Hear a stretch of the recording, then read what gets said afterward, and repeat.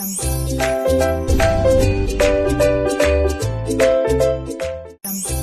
And welcome to my channel. तो आज की वीडियो में हम डिस्कस करेंगे अबाउट डीएनए फिंगरप्रिंटिंग, उसका प्रोसीजर क्या होता है एंड एप्लीकेशंस क्या होती हैं। तो डीएनए फिंगरप्रिंटिंग क्या है? It is a way to analyse the differences in the DNA sequences of the two individuals. कोई भी दो इंडिविजुअल्स हैं वो एक दूसरे से कैसे अलग हैं, वो दोनों कैसे डिफरेंट हैं, इस चीज़ को एनालाइज करने के लिए हम डीएनए फिंगरप्रिंटिंग करते हैं। It involves the identification of differences in the repetitive DNA. तो हर एक इंडिविजुअल के डीएनए में रेपिटेटिव सीक्वेंसेस होते हैं, रेपिटेटिव डीएनए होता है। उस रेपिटेटिव डीएनए में डिफरेंसेस को आइडेंटिफाई करते हैं using DNA fingerprinting. It involves analyzing the specific regions of the DNA that are highly variable among the people, known as variable number tandem repeats or the short tandem repeats. अब DNA fingerprinting में क्या किया जाता है, हम analysis करते हैं किस चीज़ का, स्पेसिफिक रीजन्स ऑफ डीएनए का। हमारे डीएनए में स्पेसिफिक रीजन्स होते हैं जो कि हाईली वेरिएबल होते हैं, जिनको हम वीएनटीआर्स बोलते हैं। वीएनटीआर्स जो होते हैं वो हाईली पॉलीमॉर्फिक होते हैं नेचर में, एंड यही वीएनटीआर्स जो होते हैं हेल्प करते हैं हमें ये चीज़ डिटरमाइन करने में, ये चीज़ बताने में कि कैसे इंडिविजुअल्स जो हैं वो एक दूसरे से अलग है। अब आपको ये चीज़ पता है कि 99.9% डीएनए जो होता है वो सबका सेम होता है, पर फिर भी हम एक दूसरे से इतना डिफरेंट है, हम एक दूसरे से इतने अलग हैं। वो किस वजह से? सिर्फ वो कुछ 0.% जो डीएनए है वो होता है हमारा वीएनटीआर्स, जो कि हर एक इंडिविजुअल को एक दूसरे से अलग बनाता है, जो कि हाईली वेरिएबल होता है लोगों के बीच में। ठीक है, इनको वीएनटीआर्स बोल सकते हो या शॉर्ट रैंडम रिपीट्स बोल सकते हो। सो बेसिकली होता क्या है, ये जो वीएनटीआर्स होते हैं ये इनके जो नंबर ऑफ जो रिपीट्स होते हैं इनमें वो वेरी करते हैं, वो डिफरेंट होते हैं। ठीक है, एंड ये जो वीएनटीआर्स होते हैं ये आपको नॉन कोडिंग रीजन्स में आपको देखने को मिलेगा डीएनए के। तो अब बेसिकली इसका होता क्या है कि सपोज करो मेरे पास एक इंडिविजुअल ए है एंड एक इंडिविजुअल बी है। अब मैंने बताना है ये दोनों एक दूसरे से कैसे डिफरेंट है, तो मैं वीएनटीआर्स देखूंगी, मतलब वेरिएबल नंबर टैंडम रिपीट्स देखूंगी।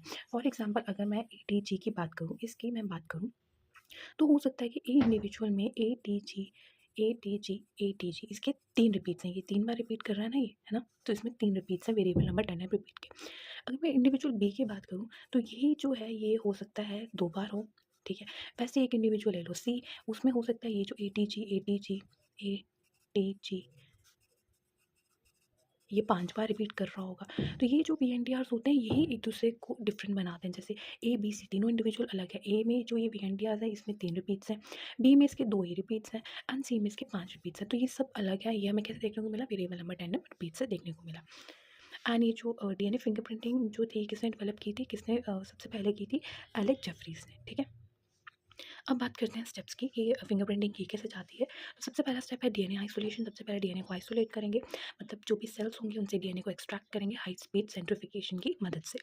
Second step is amplification. अब जो भी हमारे पास डीएनए है उसकी हम बहुत सारी कॉपीज़ बनाएंगे, जो भी डीएनए हमने सेल से एक्सट्रैक्ट किया था उसकी बहुत सारी कॉपीज़ बनाएंगे यूजिंग द पीसीआर। तो पीसीआर का काम ही ये होता है एम्पलीफिकेशन करना, डीएनए की ज़्यादा कॉपीज़ बनाना। नेक्स्ट स्टेप होगा डाइजेशन। अब जो रिस्ट्रिक्शन एनोन्यूक्लियस हम यूज़ करते हैं, जिनको मॉलिक्यूलर सीजर्स बोलते हैं, डीएनए को कट करने के लिए रिस्ट्रिक्शन एनोन्यूक्लियस की मदद से जो भी हमारा एक्सट्रैक्टेड डीएनए है उसको हम डाइजेस्ट करवाएंगे। नेक्स्ट है सेपरेशन। अब जो डीएनए फ्रेगमेंट्स हमें मिले हैं हम उनको सेपरेट करेंगे on the basis of size using the gel electrophoresis. तो जेल इलेक्ट्रोफोरेसिस का काम यही है कि हम डीएनए की सेपरेशन करते हैं on the basis of their size.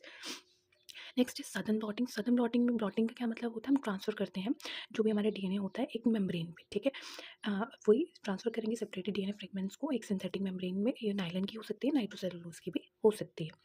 Next is hybridisation करेंगे, जो भी हमारा सेपरेटेड डीएनए होगा हम उसकी हाइब्रिडाइजेशन करवाएंगे, किससे, रेडियो लेबल वीएनटीआर प्रोब की मदद से, जो कि क्या करेगा, सिंगल स्ट्रैंडेड वीएनटीआर्स के साथ जाके जुड़ जाएगा having the complementary nucleotide sequences.